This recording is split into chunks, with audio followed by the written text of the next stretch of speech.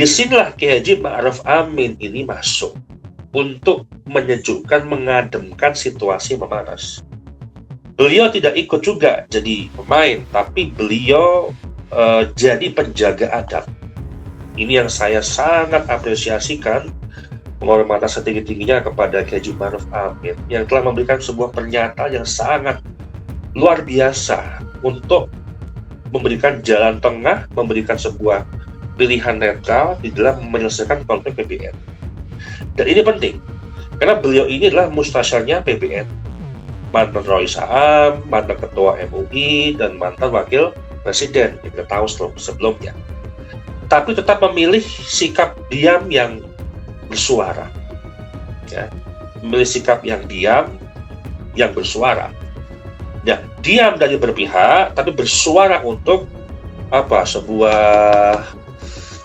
sebuah rambu-rambu NU, ya, katakanlah itu, atau mungkin sebagai warning, ya, untuk NU. Nah, sikap Kiai Haji Ma'ruf Amin ini netral tapi tegas. Ini yang sangat saya apresiasi pada beliau. Kiai Haji Ma'ruf Amin sangat halus untuk mengatakan ini melampaui konstitusi organisasi. Artinya apa? Syuriah itu bukan mahkamah pemakzulan.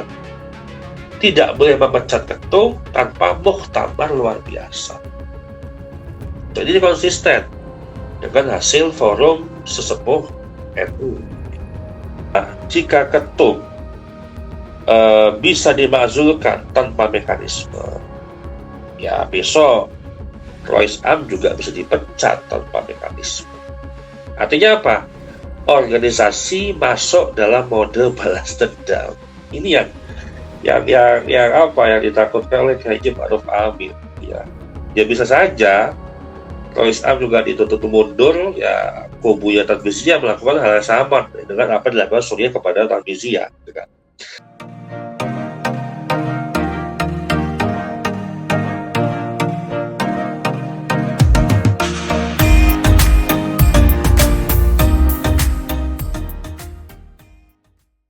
Ya, sahabat Sari dimanapun berada, dalam kali ini kita akan membahas sebuah pilihan netral dalam menyelesaikan konflik PBNU.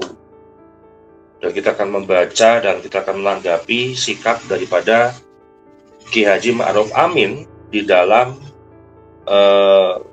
memberikan sebuah solusi di dalam penyelesaian konflik PBNU ini. Dan karena PBNU saat ini itu hal-hal yang berkaitannya juga sangat sensitif dalam dinamika PBNU itu, justru Kiai Haji Ma'ruf Amin, sikap beliau yang memilih jalan tengah di tengah-tengah kemelut pemakzulan ketum PBNU dan penetapan PJ ketum oleh Suriah. Beliau membuat sebuah sikap yang sangat menyejukkan seluruh warga NU, tentunya karena yang ingin beliau selamatkan ini adalah NU secara keseluruhan. Dan saya juga harus menekankan lebih awal bahwasannya Kiai Haji Ma'ruf Amin ini tidak memihak, tidak memberi restu kepada siapapun, dan mengambil posisi yang pada dasarnya adalah menjaga NU dari rasa malu. Ini yang menjadi garis besar beliau untuk memberikan sebuah pandangan bagaimana solusi untuk penyelesaian konflik PBNU. Dan ini bukan soal konflik secara personal gitu ya. Ini soal bagaimana NU ini organisasi terbesar di Indonesia tetap punya wajah terhormat. Nah, kita akan bahas di pelan-pelan pernyataan beliau, sikap beliau, kemudian suasana yang beliau bawa untuk menyejukkan, ya, suasana konflik yang memanas, ya, PBNU antara Syuriah dengan Tanfiziyah. Supaya apa?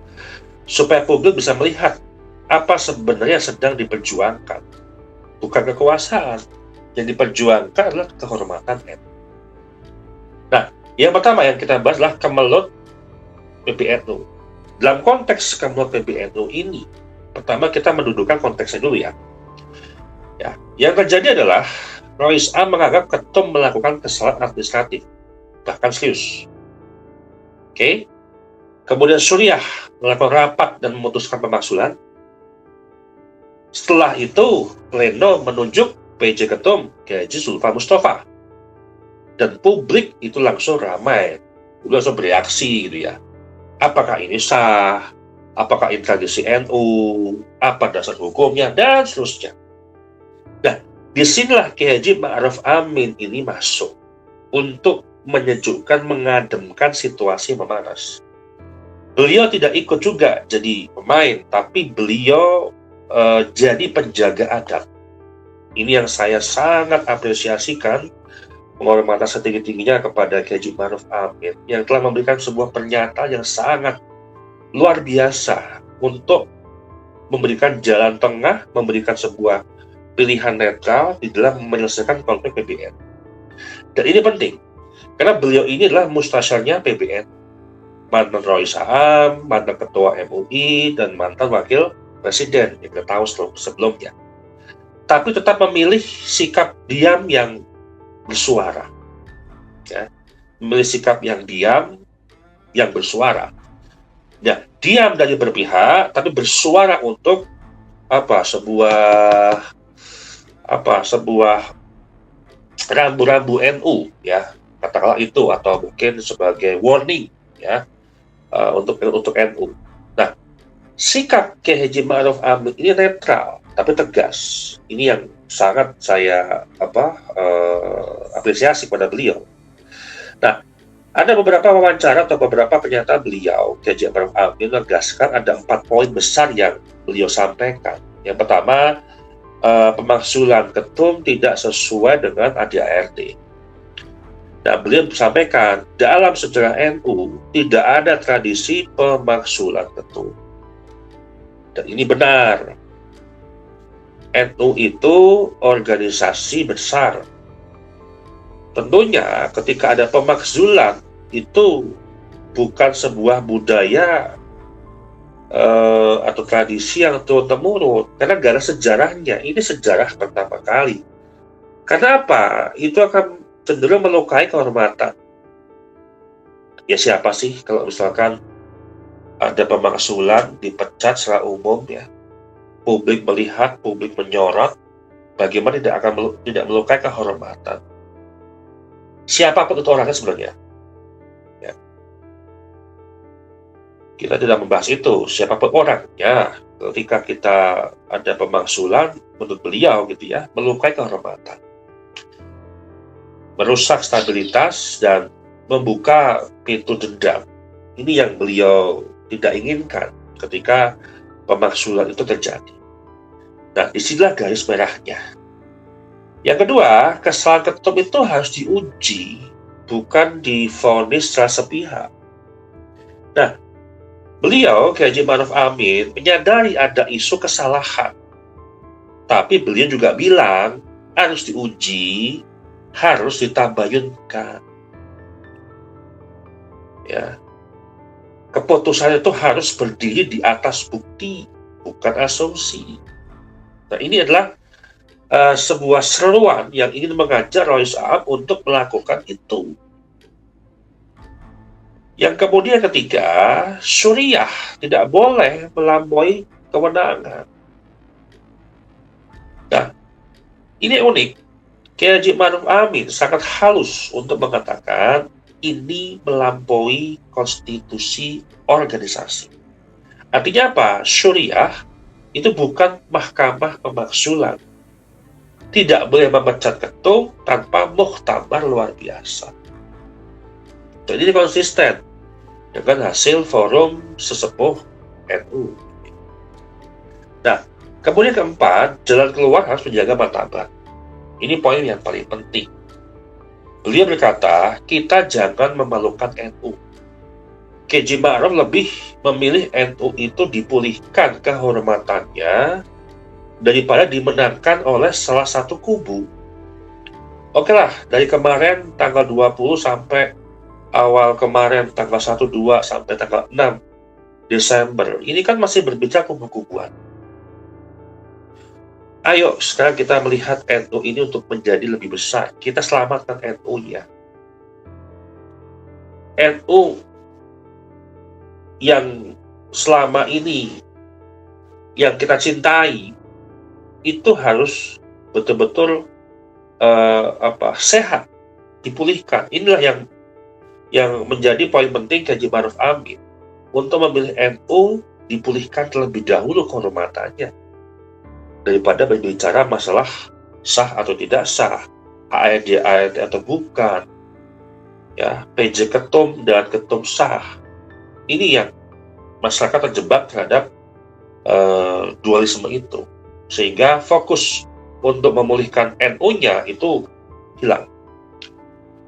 Dan ini adalah 100% sejalan. Gerakan bukan soal siapa yang menang sebenarnya, tapi mana yang menjaga NU tetap mulia, tetap terhormat, dan seterusnya. Nah, bagaimana orbit-orbit ataupun motif-motif ya yang bisa kita baca terkait situasi ini gitu ya. Nah, ada satu orbit yang kekuasaannya yang mencoba menjadikan Haji Ma'ruf Amin sebagai alat legitimasi. Maka kemarin kita bahas ya, muncul klaim-klaim terkait tentang restu Haji Ma'ruf Amin yang di pengakuan oleh Haji Zulfa Mustafa, namun itu sudah dibantah oleh keluarga besar dan tidak benar gitu ya. Ini menunjukkan apa? Ada pihak yang ingin menggandeng nama besar untuk mendapatkan moral authority. Tapi Haji Ma'ruf Amin tidak mau memakainya. Nah, kemudian sikap Haji Ma'ruf Amin ini menjaga tradisi. NU ini punya makom. NU ini punya rambu. Jangan ditabrak oleh suatu kepentingan apapun. Nah, Haji Ma'ruf Amin bicara hal yang sama. NU harus kembali kepada mekanisme.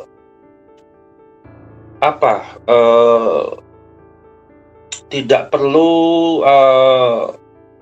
gerusa-gerusu ya, terburu-buru ya, tidak saling memakzulkan. Kembali kepada para kiai sepuh. Kan kiai sepuh sudah memberikan masukan di Tebu Ireng, gitu loh. Minimal didengarkan. Ini yang menjadi kekecewaan daripada Haji Ma'ruf Amin.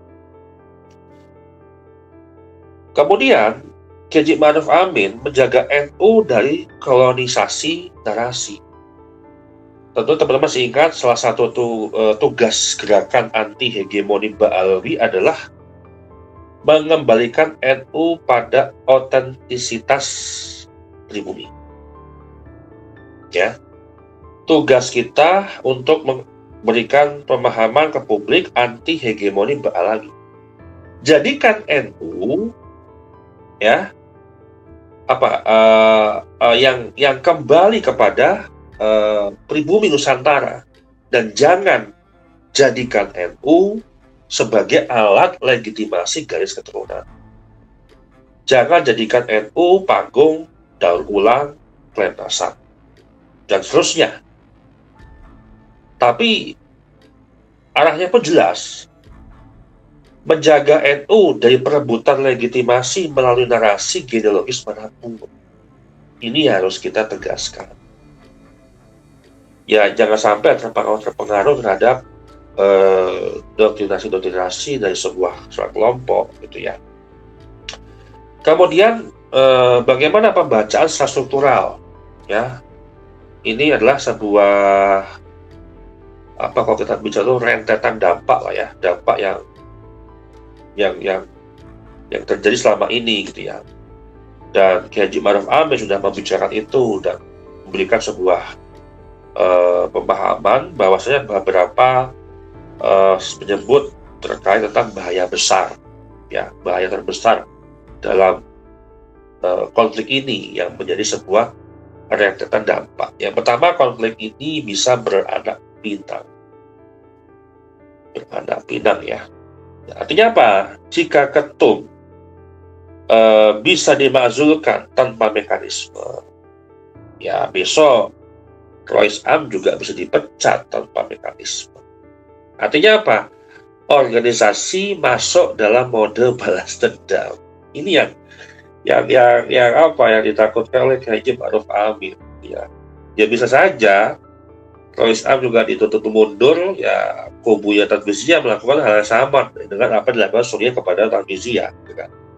Yang kedua, NU bisa dipermainkan atau dipermalukan secara umum di ruang publik gitu ya. Kita malu pada muasis gitu kan, kata beliau. Artinya apa? Konflik ini bukan hanya politik, tapi sebuah ancaman reputasi. Ini yang perlu digarisbawahi, dan sampai Haji Ma'ruf Amin menyampaikan jangan sampai pemerintah yang menyelesaikan masalah ini. Jangan sampai pemerintah mengambil alih masalah PBNU. Malu. Ini bahaya yang paling besar. NU itu adalah ormas sipil. Begitu konflik makin keras, negara bisa masuk, mediasi paksa, intervensi, penetapan legal oleh kementerian, dan seterusnya. Dan itu menghilangkan keindependensinya NU. Jangan sampai negara masuk untuk menyelesaikan konflik PBNU gitu loh. Nah, Haji Ma'ruf Amin tegas menolak intervensi pemerintah. Kenapa? Penyelesaian masalah PBNU ini harus organik dan berbasis adab, bukan polisi dan bukan negara. Ini betul-betul diselesaikan secara organik. Ya. Nah, bagaimana kita melihat skenario penyelesaian yang Haji Ma'ruf Amin sampaikan? Gitu ya. Yang pertama adalah islah. Ya. Islah ini adalah jalan tengah. Kalau saya menganalisa, islah ini probabilitasnya adalah 60%. Ini yang paling beliau harapkan sebenarnya. Kembalikan martabat, dudukkan kesalahan ketum secara proporsional, Suriah hentikan langkah inkonstitusional, ketum bersedia untuk tabayun, dan keduanya menemukan jalan kehormatan. Kasaran begini, kalau misalkan islah antara Suriah dengan Tarmiziyah saling mengklarifikasi, ini akan hilang tuh tuduh-menuduh. Maka ini yang perlu Haji Ma'ruf Amin sampaikan. Kembalikanlah adab sebelum bicara hukum. Nah, langkah kedua adalah MLP atau Muktamar Luar Biasa.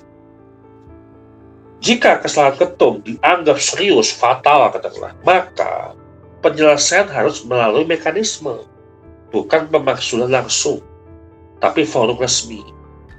Dan Haji Ma'ruf Amin juga bilang, jika dibutuhkan, MLB adalah jalan. Ini elegan, bukan memaksa, tapi membuka sebuah ruang konstitusi. Kalau misalkan di dalam Muktamar Luar Biasa ada kesepakatan ketum mundur, kemudian dua-duanya anggaplah mundur, ya itu mundur secara terhormat. Haji Miftahul Ayan mundur sebagai Rois Am, dimundurkan lah ya dengan hasil Muktamar Luar Biasa. Kemudian Gus Yahya juga dimundurkan hasil daripada Muktamar Luar Biasa. Itu kan mundur secara terhormat. Kalau pemakzulan itu berarti pemecatan tidak terhormat. Ini yang tidak mau Haji Ma'ruf Amin terjadi dengan pola-pola hal seperti itu. Saling menjaga. Kalau mau dua-duanya mundur, ya sama-sama saling menjaga kehormatan. Nah, kemudian skenario ketiga, konflik ini berlanjut. Probabilitasnya 25-30%. Artinya ini skenario yang paling buruk sebenarnya.